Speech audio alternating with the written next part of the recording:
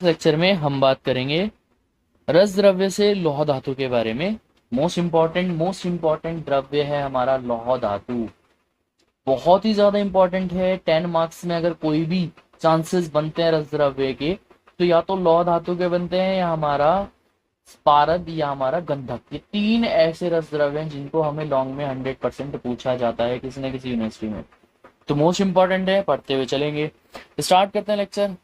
सबसे पहले इसके नेचर की बात की जाए तो कैसा होता है, लंप की फॉर्म में प्रेजेंट होता है। फ्रैक्चर्स यहाँ पे देखने को मिलते हैं, लेकिन अनइवन फ्रैक्चर्स होते हैं। ट्रांसपेरेंसी की बात की जाए तो ओपेक होता है। हार्डनेस 5.526 होती है, और जिसकी ग्रेविटी है वो कितनी होती है, 5 से लेके 6 इसकी ग्रेविटी बताई गई है। लस्टर की बात की जाए तो मेटेलिक लस्टर होता है। मेटल है, जाहिर सी बात है, तो लस्टर भी कैसा होगा, मेटेलिक। कलर कैसा होता है, ग्रेश ब्लैक कलर का होता है। क्लेवेज देखने को नहीं मिलते हैं, और टेनिसिटी कैसी होती है इसमें, ब्रिटल, मतलब जब इसको नीचे जमीन पे मारोगे आवाज आएगी। ठीक है, अब हम यह इजीली टूट जाता है। अब हम बात करते हैं इसके भेद के बारे में। तो जो हमारे ताम्र लौह धातु है उसके 3 भेद होते हैं। पहला है मुंड लौह, दूसरा है तीक्ष्ण लौह, और तीसरा है हमारा कांत लौह। तो कितने हैं, 3 लौह हैं, मुंड लौह, तीक्ष्ण लौह और कांत लौह। यानी कि आप कैसे याद करोगे इसको, MTK, मुंड, तीक्ष्ण और कांत। मुंड लॉ को हम ढलवा लॉ के नाम से भी जानते हैं। तो कभी कभी ढलवा लॉ पूछ लेता है कि किसे कहते हैं, MCQ के पॉइंट ऑफ व्यू से इंपॉर्टेंट है। तो देखो MCQ भी मैं साथ बताता हुआ चलता हूँ कि MCQ कहाँ से बन सकता है। तो मुंड लॉ का दूसरा नाम क्या है, ढलवा लॉ। और तीक्ष्ण लॉ का नाम दूसरा क्या है, फौलाद या पिठवा लॉ। तो यहाँ पे भी एक MCQ बन सकता है, या कि पिठवा लॉ किसे कहते हैं। ठीक है, तो पिठवा लॉ किसको कहा जाता है, तीक्ष्ण लॉ को पिठवा लॉ के नाम से जानते हैं। अब देखो कोई भी हम जब धातु लेते हैं, या हम कोई भी रस द्रव्य लेते हैं भस्म वगैरह बनाने के लिए, तो उसके कुछ लक्षण होते हैं। ठीक है, या कुछ प्रॉपर्टीज होती हैं, या हम उसको तो अभी डिस्कस नहीं कर रहे। पहले हम जो हमने 3 टाइप पढ़े हैं, मुंड लॉ, तीक्ष्ण लॉ और कांत लॉ, इनके बारे में डिस्कस करते हैं कि मुंड लॉ एक्चुअल में क्या है, तीक्ष्ण लॉ एक्चुअल में क्या है, और कांत लॉ एक्चुअल में क्या है, और किस लौह का हम भस्म बनाने में यूज करेंगे वो भी डिस्कस करेंगे। तो मुंड लौह के 3 लक्षण बताए गए, या आप कह सकते हो कि मुंड लौह 3 प्रकार के होते हैं। पहला है मृदु लौह, कुंड लौह और कंडार लौह। कौन कौन सा है, मृदु लौह, कुंड लौह और कठार लौह। मृदु लौह, कुंड लौह और कठार लौह, 3 टाइप के मुंड लौह बताए गए हैं। तो मृदु लौह, मृदु लौह क्या है, वो लोहा जो कैसा, शीघ्र द्रवित, मतलब कम टेम्परेचर पे भी मेल्ट हो जाता है, और जल्दी नहीं टूटता, और चिकना होता है और सॉफ्ट होता है, वो क्या है, हमारा मृदु लौह है। ठीक है, कुंड लौह मतलब जिस पे तुम बीट करते हो उसे, तो वो आसानी से फैलता नहीं है। ठीक है, उसको उसकी शीट नहीं बनाई जा सकती जल्दी से, तो वो होता है हमारा कुंड लौह। कठार लौह क्या है, आघात से फट जाता है, और टूटने वाला स्थान कैसा होता है, काला पड़ जाता है। जहां से टूटा है वहां से वो काला पड़ जाएगा, और कैसा हो जाएगा, वो फट जाएगा, मतलब जब उस पर बीट करोगे तो फट जाएगा। तो देखो मृदु लौह क्या है, जल्दी से टूटता नहीं है। ठीक है, कुंड लौह क्या है, जल्दी से फैलता नहीं है। और कंधार लौह क्या है, अगर तुम उस पर ही बीट करोगे तो क्या हो जाएगा, टूट जाएगा, और टूटने वाला स्थान कैसा हो जाएगा, काला देखने को मिलेगा। ये क्या है, हमारे मुंड लौह के लक्षण है, या मुंड लौह के 3 टाइप हैं। मुंड लौह समझ में आया। अब दूसरा है हमारा तीक्ष्ण लौह। तो तीक्ष्ण लौह के लक्षण क्या है, तीक्ष्ण में 5 टाइप हैं, या इसके 5 लक्षण कह सकते हो आप। 5 टाइप याद करना वैसे। ठीक है, कौन कौन से हैं, खर लौह। खर लौह क्या है, कठोर, जिस लोह मोड़ने पर टूट जाए तथा पोगर ना दिखाई दे। ठीक है, अभी पोगर भी बताऊंगा क्या होते हैं। जब आप किसी आयरन को तोड़ते हो, आयरन को बीट करते हो, तो उसमें छोटे छोटे फाइबर दिखते हैं। तो जो छोटे छोटे फाइबर अलग होते हैं वो होते हैं पोगर। ठीक है, तो यहाँ पे क्या कहा गया, कठोर लोह, वो लोह जो कठोर है और मोड़ने पर टूट जाए, लेकिन उसमें पोगर नहीं मिलते, मतलब फाइबर जैसे स्ट्रक्चर नहीं देखने को मिलता है, वो होता है हमारा खर लोह। दूसरा है सार लोह। जब उसको तेजी से पटकते हैं तो उसकी धार टूट जाती है, और पोगर भी दिखाई नहीं देते। तो देखो दोनों में, पहले वाले में भी पोगर नहीं है और दूसरे वाले में भी पोगर नहीं है। अगर आप इतना लिखते हो तो काफी है कि इसको पीटने पर टूट जाता है और पोगर नहीं दिखते, ये पटकने पर इसकी धार टूट जाती है, और पोगर इसमें भी नहीं देखने को मिलते हैं। इसके बाद है हमारा हन्नाल लौह। हन्नाल लौह क्या है, जिस लौह का वर्ण कृष्ण श्वेत तथा एरंड के बीज जैसा दिखता है।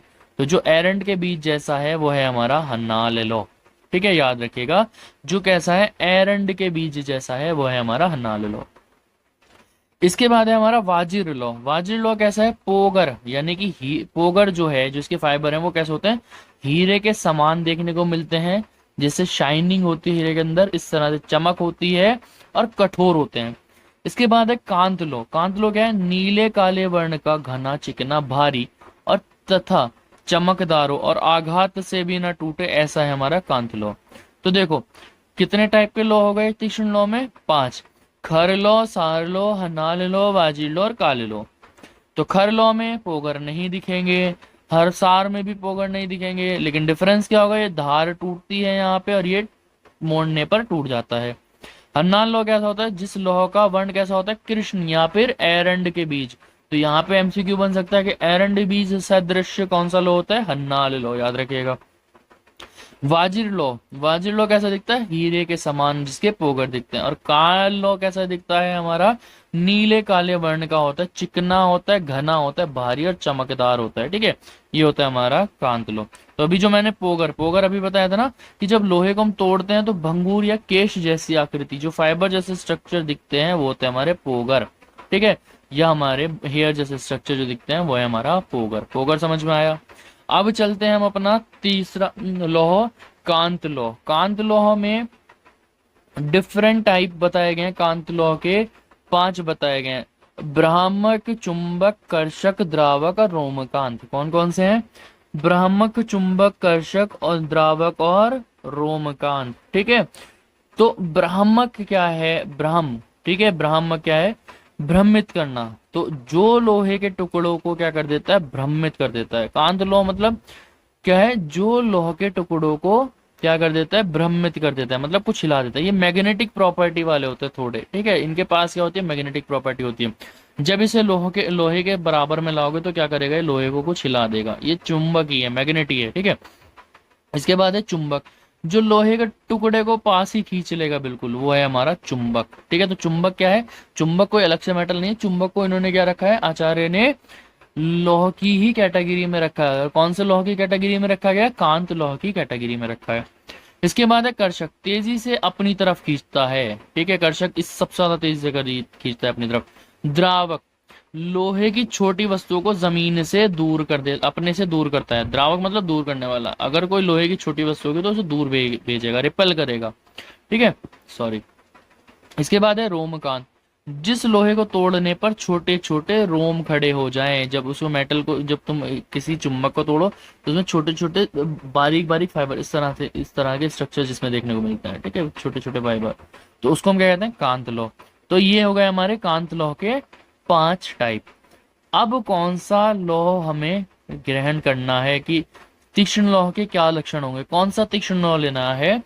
तो जो कासीस तथा आंवला पीसकर कल्क बनाकर लोहे पर लेप करें और उसे रगड़कर साफ करने पर यदि उसमें अपना अंग स्पष्ट दिखाई दे, तो वह लोह मारण हेतु प्रशस्त होता है, सबसे बेस्ट होता है। मतलब क्या करना है, आपको लोहा लेना है, कासीस और आंवला को पीस के उसका चटनी बना लेनी है, कल्क बना लेना है। कल्क बनाने के बाद क्या करना है, उसको ऊपर लेप करके उसे रगड़ के साफ कर देते हो। तो अगर तुम्हें उसमें अपना चेहरा स्पष्ट दिखाई दे रहा है, साफ दिखाई दे रहा है, अंग साफ दिखाई दे रहा है, तो वो वाला तीक्ष्ण लौह आपको ग्रहण करना है। तो तीक्ष्ण लौह की प्रॉपर्टी ये होती है। इसके बाद कांत लौह कैसा लेना है, तो वो कांत लौह जिसे पात्र में जल भरकर इसमें क्या करना है, तेल बिंदु फैलेना। मतलब क्या करना है, कांत लौह से बना पात्र लेना है, उसमें जल भर लेना है और एक एक बूंद डालनी है तेल की। अगर तेल की बूंद फैलती नहीं है तो वो हमारा कांत लौह बेस्ट माना गया है। या अगर आप उसमें हींग डालते हो तो हींग क्या करता है, अपनी गंध, जो हींग के अंदर गंध है उसको त्याग देता है, तो वो कांत लौह बेस्ट बताया गया है। और अगर नींब जो है, नींब उसके अंदर डालोगे तो नींब की तिक्तता खत्म हो जाती है, मतलब नीम के अंदर जो तिक्त रस है वो खत्म हो जाता है। ठीक है, दूध उबलकर भूमि पर नहीं गिरता बल्कि शिखर बन जाता है। तो देखो कांत लौह की सबसे बेस्ट प्रॉपर्टी है कि उसमें से अगर कांत वाले लोह के पात्र में अगर आप यूज करते हो तो उसमें दूध उबलता ही नहीं है, दूध क्या हो जाता है, ऊपर की तरफ उठ जाता है, लेकिन जमीन पर नहीं गिरता। ठीक है, ये याद रख लेना। इसके बाद है लोहे के दोष। लोहे के अंदर क्या क्या इम्प्योरिटीज प्रेजेंट होती है। तो लोहे के क्या क्या दोष हैं। गुरुता भारी होता है, जकड़ाहट होती है, मिचली नौजिया है ना, देखा होगा एनीमिया में अगर किसी को आयरन के वो दे दो, कैप्सूल्स दे दो या फिर उसको आईवी वगैरह ड्रॉप दे दो तो उसमें क्या होता है, उसको नोजिया हो जाता है।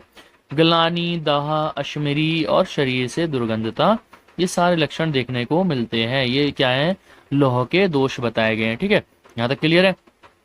अब आगे चलते हैं। शोधन। अब देखो किसी भी लौह का हम अगर यूज करते हैं तो उसमें क्या करते हैं, हम भस्म बनाने से पहले उसके दोष को रिमूव करते हैं ताकि उसमें भस्म में दोष ना रहे। तो शोधन किस तरह है, मुंड आदि तीनों लोह को, जो हमारे तीनों लोह हैं, तीन टाइप के मुंड लोह, ठीक है, हमारे जो तीनों लौ बताई हैं, तीक्ष्ण लौ और कांत लौ, इनको क्या करना है, खरगोश के रक्त से पहले इनको भावित कर देना है। मतलब तक जो हमारा खरगोश का रक्त है उसको अच्छे से इनके ऊपर मल देना है। उसके बाद उसको क्या करना है, तपाना है।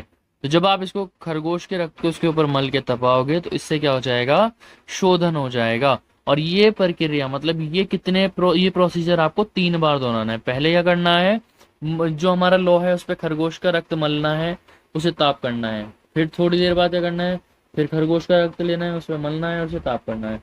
फिर तीसरी बार इसी तरह करना है। तो आपको 3 बार करने के लिए यहाँ पे बताया गया है। अब जो हमारा लोहा का मारण है ये 3 स्टेप में होता है। ठीक है, तो इसमें देखो लेंदी है, इसलिए मैंने कहा था कि लेंदी सबसे लेंदी रस द्रव्य है। ठीक है, इसीलिए हमारे ये 10 मार्क्स में हमेशा पूछा जाता है, किसी ना किसी यूनिवर्सिटी में 10 मार्क्स में आपको मिल ही जाएगा। तो जो इसका मारण है मतलब इसको भस्म बनाते हैं, उसको 3 स्टेप में मिला के भस्म बनाते हैं। पहला करा होता है भानुपाक, दूसरा होता है स्थालीपाक और तीसरा होता है हमारा पुट्टपाक। भानुपाक, स्थालीपाक और पुट्टपाक, भानुपाक, स्थालीपाक और पुट्टपाक, 3 पाक यहाँ पे हमें करने पड़ते हैं। तो भानुपाक है, तो आपको क्या करना है, मैं यहाँ पे ही बता देता हूँ रफली। भानुपाक क्या करना है, त्रिफला का क्वाथ लेना है। ठीक है, उसमें क्या करना है, लोहे का जो चूर्ण है उसे डाल देना है और उसे क्या करना है, धूप में रखकर छोड़ देना है। ठीक है, धूप में रखकर छोड़ देना। जब वो पूरी तरह से जो त्रिफला का क्वाथ है वो सूख जाए तब हम कह देंगे कि इसका क्या हो चुका है, भानुपाक हो चुका है। ठीक है, इसके बाद है हमारा स्थालीपाक। स्थालीपाक है, फिर से आपको त्रिफला क्वाथ लेना है। क्या लेना है, त्रिफला क्वाथ लेना है। अब जो ऊपर इसका तो पाक हो चुका था, तो आपको क्या करना है, भानुपाक वाले लोह को लेना है और उसको क्या करना है, स्थाली में रखकर, स्थाली मतलब एक बाउल या प्याली वगैरह, उसमें रखकर क्या करना है, उसको पाक करना है, उसको हीट करना है। तो ये हो जाएगा हमारा स्थाली पाक। अब पुट पाक में क्या करते हैं, जो हमारा स्थाली पाक, अब ये हमारा स्थाली पाक हो चुका था, तो स्थाली पाक वाला लोहा लेकर उसमें क्या करना है, त्रिफला क्वाथ का क्या करना है, मर्दन करना है। और मर्दन करने के बाद क्या करना है, आपको जो शराब है, जो प्याली है, उसका शराब में रखकर उसे शराब को बंद करके संपुट करके क्या कर देना, उसमें उसको हीट कर देना है, पुट देना है। और जब आप पुट दोगे तो हमारा पुट पाक कहलाएगा और इससे क्या बन जाएगी, जो हमारा लौह है उसकी क्या बन जाएगी, भस्म बन जाएगी। ये होता है हमारा लौह भस्म का निर्माण, ये यहाँ पे लिख लेना।